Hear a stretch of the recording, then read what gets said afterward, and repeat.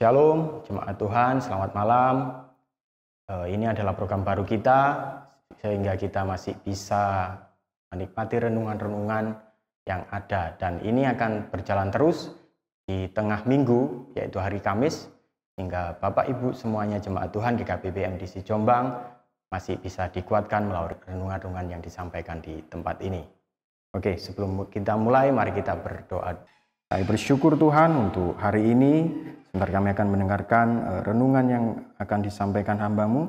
Biar apa yang renungan yang ada ini boleh menguatkan hati kami dan menjadi rema dalam kehidupan kami. Terima kasih, dalam nama Yesus berdoa, haleluya, amin. Ya, renungan hari ini akan saya sampaikan dalam ayatnya yang di 2 Timotius 3 ayat 1. Ketahuilah bahwa pada hari-hari terakhir akan datang masa yang sukar. Oke, Bapak Ibu, itu tadi yang dikatakan oleh Rasul Paulus kepada Timotius. Saya ulang kembali, ketahuilah bahwa pada hari-hari terakhir akan datang masa yang sukar. Ya. Kenapa dikatakan masa yang sukar? Karena kita lihat sendiri pada zaman hari ini, pada masa-masa sekarang ini, minggu-minggu ini, bulan-bulan ini, itu banyak terjadi hal-hal yang mungkin tidak mengenakan buat kita. Mulai dari masa sulit, mulai dari karena adanya dampak dari wabah yang terjadi sekarang ini seperti corona, itu mempengaruhi mulai dari aspek ekonomi, sosial, dan bahkan bisa mempengaruhi keimanan kita. Kenapa dikatakan bisa mempengaruhi keimanan kita?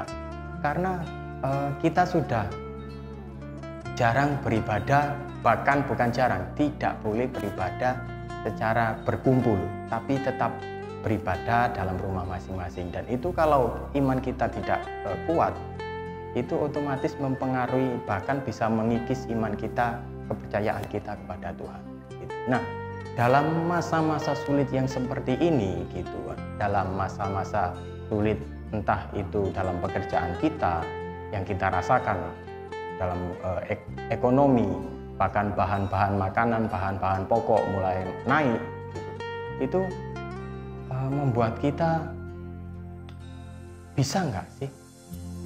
Membuat kita kok rasanya hidupku jadi lemah. Jadi saya mau malam ini saya ingin menyampaikan bahwa renungan ini sama-sama kita belajar bagaimana kita bisa menjadi kuat di dalam masa yang sukar.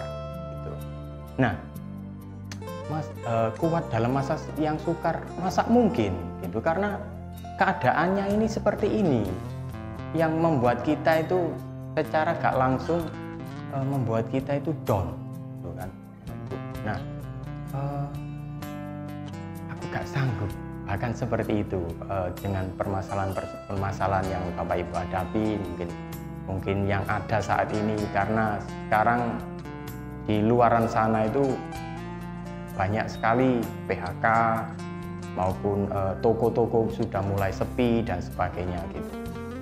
Jadi saya harap pada renungan hari ini itu yang kita ambil dari 2 Timotius 3 ayat 1 ini bisa memberikan kekuatan untuk setiap kita melewati masa-masa sukar. Jadi bagaimana kita bisa melewati masa-masa sukar ini dengan berdiri teguh dan kokoh, bahkan menjadi kuat. Yang pertama adalah dengan tetap mempercayai Tuhan, Bapak Ibu. Maksudnya mempercayai Tuhan gimana? Bukankah selama ini saya percaya Tuhan?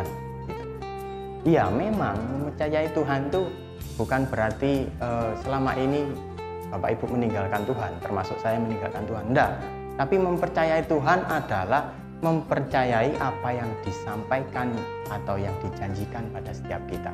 Kalau kita percaya Yesus, maka kita selamat. Maka kita selamatnya itu adalah janji yang Tuhan berikan. Nah, sama halnya dengan hal ini, Bapak Ibu. Percaya Tuhan bukan berarti Anda orang Kristen, enggak, tapi adalah mempercayai janji-janji yang Tuhan sediakan untuk setiap kita.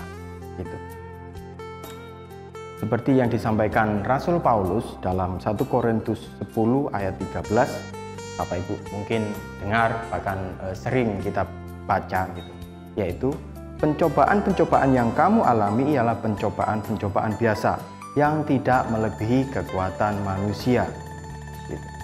Sebab Allah setia dan karena itu Ia tidak akan membiarkan kamu dicobai melampaui kekuatanmu. Pada waktu kamu dicobai, Ia akan memberikan kepadamu jalan keluar, sehingga kamu dapat menanggungnya. Nah, itu Bapak Ibu yang pertama. Maksudnya apa? Maksudnya apa? Gitu. Seringkali, iya Tuhan memberikan pencobaan ini kan berarti masalah ini kan juga pencoba. Tuhan memberikan, bukan memberikan, tapi permasalahan yang kita hadapi sekarang ini, bagaimana respon kita gitu. Jadi yang pertama, tetap percaya atau tetap mempercayai Tuhan. Itu yang berarti bahwa di sini disebutkan bahwa di 1 Korintus 10 ayat 13, sebab Allah setia dan karena itu Ia tidak membiarkan kamu dicobai melampaui kekuatanmu gitu. Jadi nggak perlu khawatir Bapak Ibu. Seringkali yang terjadi dalam kehidupan kita adalah Tuhan, aku capek, ini terlalu berat. Padahal Tuhan itu tahu bahwa batas kekuatan kita itu tahu, tapi kita lebih dahulu menyerah. Nah, perlu kita garis bawahi di sini bahwa Dia itu sanggup melakukan segala sesuatu, dan ketika kita dicobai itu tidak melebihi batas kekuatan kita. Jadi nggak sampai kita jatuh banget gitu, terpuruk bisa gitu, tapi itu berarti kita masih bisa, itu masih batas kita. Nah, mungkin Bapak Ibu sekarang ini mengalami keadaan hal yang buruk atau hal yang tidak mengenakan, dan bahkan rasanya sudah sangat-sangat tidak mengenakan, itu masih bisa dikatakan itu batas, itu belum batas gitu. Tapi ketika Bapak Ibu sudah menerima bisa keluar, berarti batas permasalahan yang Bapak Ibu ada di situ. Jadi Bapak Ibu tetap percayai Tuhan. Kenapa percayai Tuhan? Setiap permasalahan, setiap persoalan dalam kehidupan kita, Tuhan pasti berikan jalan keluar. Jadi apapun yang Bapak Ibu hadapi hari ini, apapun permasalahan yang Bapak Ibu, pencobaan apapun yang ada dalam kehidupan Bapak Ibu saat-saat ini, percayai bahwa Tuhan memberikan jalan keluar. Jalan keluar berarti ada solusi. Iya, betul. Tapi gini Bapak Ibu, ketika ada solusi, bukan ketika belum ada solusi, gini, kita belajar dari peristiwa Tuhan Yesus. Kalau bisa, waktu Tuhan Yesus berdoa di Getsemani, biarlah cawan ini lalu padaku. Bukan seperti itu. Gitu. Tapi yang Yesus katakan, biarlah kehendakmu yang jadi. Gitu. Nah, sama juga dengan kita. Gitu. Kalau kita berdoa untuk menghadapi permasalahan, bukan berdoa Tuhan, biarlah masalah ini pergi dari diriku. Enggak. Tapi kita berdoa, Tuhan, biarlah kami atau hamba-Mu ini kuat untuk melewati permasalahan yang sedang saya atau hamba-Mu hadapi. Nah, itu bisa memberikan kita motivasi yang lebih gitu. Karena permasalahan atau persoalan atau pencobaan atau musibah yang kita terima itu masih belum melebihi batas kekuatan kita. Rasul Paulus katakan demikian. Jadi yang pertama, tetap percayai Tuhan bahwa masa-masa sekarang ini, masa-masa sukar ini, masa-masa sulit ini, itu masih bisa kita atasi, bisa kita lewati, asalkan kita tetap percaya dengan Tuhan, dengan janji-janjinya, dengan apa yang disampaikannya. Kita percaya itu, kita imani itu, pasti kita bisa melewati permasalahan yang kita hadapi saat ini. Yang kedua Bapak Ibu, bagaimana supaya kita bisa kuat dalam menghadapi masa-masa sukar ini? Yang kedua saya sampaikan, mempercayakan diri dalam pemeliharaan Tuhan. dalam Mazmur dalam Mazmur 37 ayat 23 dan 24 dikatakan ini ayat favorit buat semua orang, tapi seringkali ya sekedar favorit gitu, tidak menjadi pegangan yang kuat. Saya bacakan. Tuhan menetapkan langkah-langkah orang yang hidupnya berkenan kepadanya. Apabila ia jatuh, tidaklah sampai tergeletak, sebab Tuhan menopang tangannya. Ya. Nah, berdasarkan dari ayat yang saya bacakan tadi di Mazmur 37 tadi, seringkali kita beranggapan bahwa berarti orang Kristen itu hidupnya enak. Karena orang yang berkenan kepadanya itu tidak dibiarkan sampai tergeletak. Bukan seperti itu, Bapak Ibu. Orang yang percaya Yesus bukan berarti bebas dari sebab gitu. Kenapa demikian? Ya karena kita juga harus menikmati apa yang terjadi dalam dunia ini. Orang yang percaya Yesus bukan berarti bebas dari persoalan. Orang yang percaya Yesus bukan berarti bebas dari tantangan. Bahkan bebas dari ujian, enggak. Atau tidak pernah gagal sama sekali, enggak. Orang yang percaya Yesus bahkan bisa mengalami hal yang terburuk. Mengalami hal-hal yang mungkin di luar pikiran kita.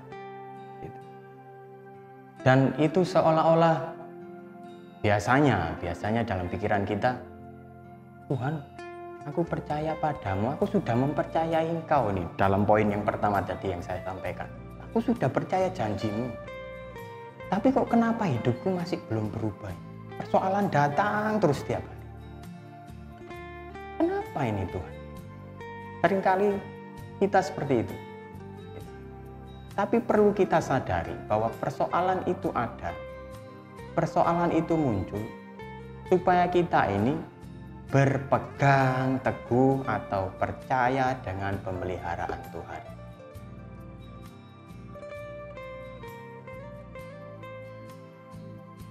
Dan ayat yang di bawahnya gitu. Di ayat ke-24, sebab Tuhan menopang tangannya. Apabila ia jatuh, tidaklah sampai tergeletak sebab Tuhan menopang tangannya. Jadi walaupun dalam keadaan terpuruk sedikit pun, Tuhan itu tidak akan membiarkan kita jatuh, benar-benar jatuh sampai tergeletak. No, tidak. Karena Tuhan selalu melihat kita, menyertai kita, dan bahkan menopangkan tangan. Gitu. Nah, masalahnya adalah ketika kita di poin yang pertama sudah percaya, di poin yang kedua ini belum tentu kita percaya. Gitu. Seringkali yang terjadi dalam kehidupan kita seperti itu. Percaya janji Tuhan? Ya, percaya. Percaya Tuhan itu memelihara hidupmu? Ya. Tapi ketika dipraktekkan, yang poin kedua ini yang sedikit bingung karepe dhewe. Kalau bahasa Jawanya bingung karepe dhewe. Nah, saya mendorong Bapak Ibu semuanya pada malam hari ini, saya mengingatkan kembali, kalau kita sudah mempercayai janji Tuhan, percayai juga bahwa Tuhan sanggup melaksanakan janji-janji itu. Nah, kalau Tuhan sudah sanggup melaksanakan janji-janji itu, jadi Bapak Ibu sudah tidak perlu khawatir. Otomatis kehidupan Bapak Ibu, iman Bapak Ibu kuat kembali. Dan bahkan di saat-saat yang sukar seperti ini, Bapak Ibu bisa bersyukur, bersuka cita karena pemeliharaan Tuhan. Jadi ada dua hal poin yang saya bagikan dalam renungan kali ini. Biarlah renungan kali ini bisa menguatkan hati Bapak Ibu di masa-masa yang sukar. Yang pertama, tetap percayai Tuhan melalui janjinya, melalui firman-Nya, melalui apa yang disampaikannya dalam kehidupan Bapak Ibu. Dan yang kedua, jangan pernah ragukan pemeliharaan Tuhan. Tetap percayai pemeliharaan Tuhan. Kalau Tuhan sudah memberikan janji kepada kita, percayai dengan imanmu bahwa Tuhan pasti melakukan dan melaksanakan janji-janjinya itu dalam kehidupan kita. Tuhan Yesus memberkati. Mari kita berdoa. Kami bersyukur untuk renungan pada malam hari ini. Biarlah kami semakin dikuatkan dan semakin kami berdiri kokoh untuk menghadapi permasalahan yang kami hadapi saat-saat ini, Bapak. Terima kasih, dan kami berdoa untuk setiap jemaat-Mu dimanapun mereka berada. Biarlah kehidupan jemaat-Mu KBBM di Jombang ini boleh diberikan kekuatan yang daripadamu, dan mereka boleh semakin mendekat dengan Engkau, Bapak. Terima kasih. Dalam nama Yesus kami berdoa. Haleluya. Amin.